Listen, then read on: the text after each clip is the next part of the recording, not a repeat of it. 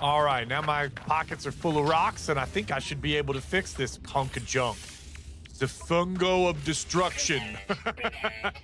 What a cool name.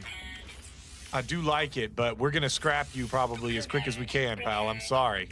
I've got a really awesome ship to unlock in the anomaly as soon as we get the heck out of here. And just like that, we're ready to go. Well, right after I kill all of these biological horrors and collect their eggs, there's also a panel inside of this abandoned building that we'll go in and get a little bit of lore from after I'm done scooping all of these up. This is a really awesome start point for an expedition, though. Let me know if everybody started off at an abandoned buildings like this, because this is feeling very Halloween. I'm going to try to get this video out as close to Halloween as possible. It might be the day after, and I think we probably need to kill some of these for an objective. So I'm going to try to get as many of them as I can. All right, I think the swarm is about to subside. One or two more. Any more? All right. Let's see what the lore is inside our abandoned building. I don't know if this is attached. Frickin' heck. Every time. And you're immortal? An immortal tentacle. Frickin' hell. So I don't know if this is actually attached to the narrative of the expedition or not, or this is just a random abandoned building that will give us the sort of canned lore that we always see. The inevitable inventory management of early game. Okay. Just gotta pop some stuff into the starship that we don't need in our pocket until we get some more inventory space. I'll go ahead and refine all of our larval cores into nanites, which would be incredibly valuable if I didn't have a whole stash of crystal shards that we can refine and runaway mold and things in our safety deposit box. But if you were starting fresh, this is like a huge win to get a load of nanites early on. Let's see how lucky was I. Was this part of the expedition or what? Oh my gosh, I'm just realizing this is not the sort of normal infected terminal. This is just an observatory that's abandoned and has all this stuff in here. Oh God, math. I think it's probably just the top one. The biggest one makes sense, right? Yeah. Totally guessed that. Okay, cool. So now I have a distress signal that I can go and check out. So that's like maybe a free ship to start off, which really makes me think this is just a random spawn point, and I just got really lucky. I mean, it was super lucky to get the larval eggs right away. I mean, the backpack and stuff, we could refine those immediately. It's just a really spooky area to start off in. I just love it.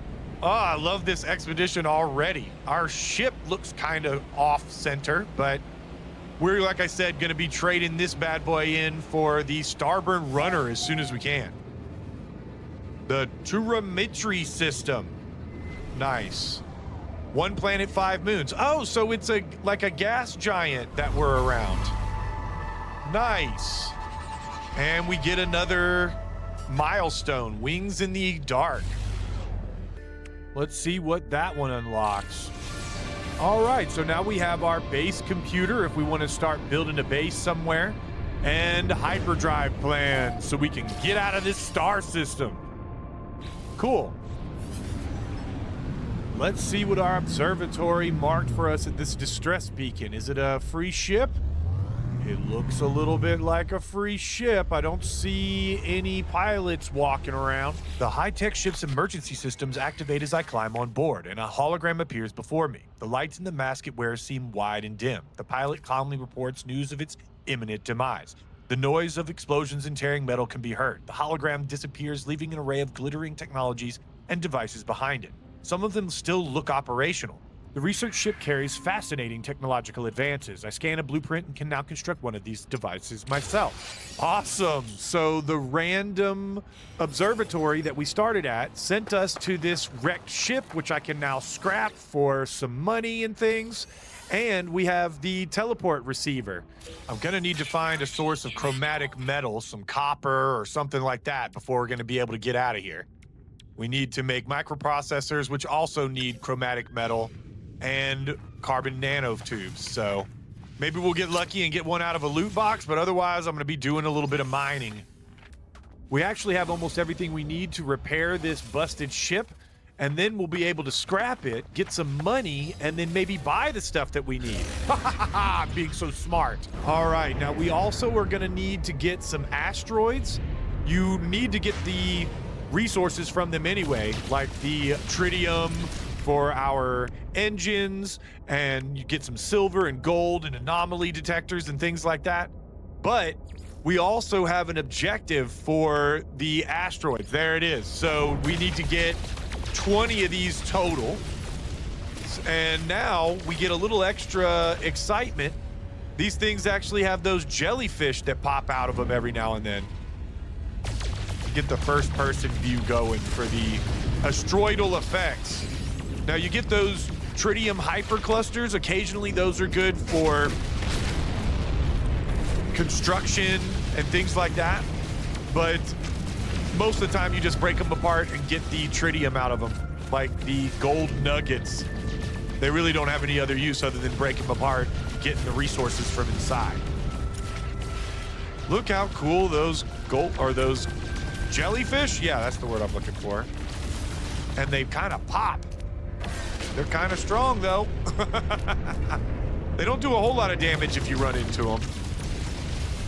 And 20 asteroids are done. Just that fast. It only takes a second. And let's see. What did we get for popping 20 asteroids? So we're getting the Nautilin platform and submarine upgrades. Hell yeah, that means we definitely have some deep water worlds or something like that as some of our objectives. And I love going under the ocean in this game. It reminds me of Subnautica, and I gotta tell you, that was one of my first loves ever, was playing Subnautica. And then as soon as I discovered No Man's Sky and that it had underwater sections and stuff, I was so excited and then so let down about 3 years ago, maybe 4 at this point. And now they've added so much to the underwater mechanics and the deep water worlds. It is just incredible. It's one of my most favorite things of the whole game. Now we got an abandoned moon over here. No copper, but we should be able to get some of the other stuff that we need. Maybe the activated quartzite to refine into chromatic metal.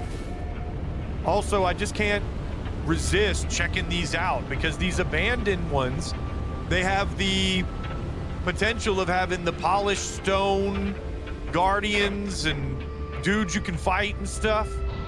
This is a very mountainous terrain. Wow. That looks like a big old stone tower up there. That's crazy.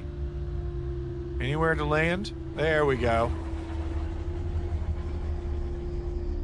All right, so we've got the abandoned sort of civilization aesthetic. Don't fall in a hole. We'll be able to mine some of these little structures like this. Yeah, we get polished stone, which I'm sure we probably need for something. Uh-oh, this has got sentinels. That's right, it said aggressive sentinels. So we got to be careful.